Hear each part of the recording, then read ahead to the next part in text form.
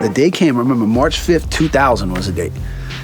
And I came to the open house and I pulled into University Boulevard and I looked at the building and I had this feeling of like, wow, this is pretty cool. But then I walked into Studio A and I was just like, oh snap, they really definitely make beats here. Like, this is where I need to be at. This is it.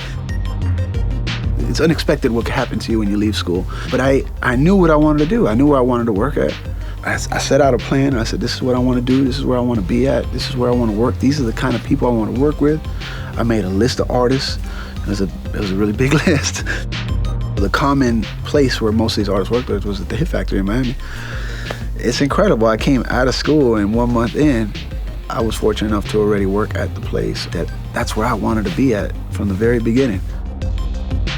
It wasn't until I got to work with some of the artists that were the first ones on that list that I was saying, going like, yo, this is really like going down right now. Like Madonna, Justin Timberlake, Nelly Furtado, Timbaland. I mean, Timbaland is for real the reason why why I'm doing this. When I got the job at Hit Factory, it was like, well, I want to work with Timbaland, you know? I'm in the room with like the greatest rapper of all time, like working with Jay-Z, or I'm like, these two guys together, it's just gonna be crazy.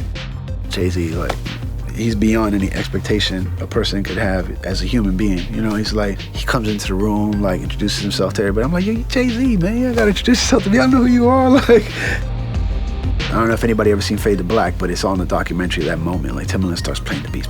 He starts playing these beats. We're all like, ugly face, like, oh God. Plays that beat. I was like, oh, I heard from people how he worked, but it's one thing when you hear this and you see it, the phenomenon that is Jay-Z and his writing, it made me go like, now I really gotta step my game up. Like, this dude is beyond what I thought he was gonna be. I gotta kill this.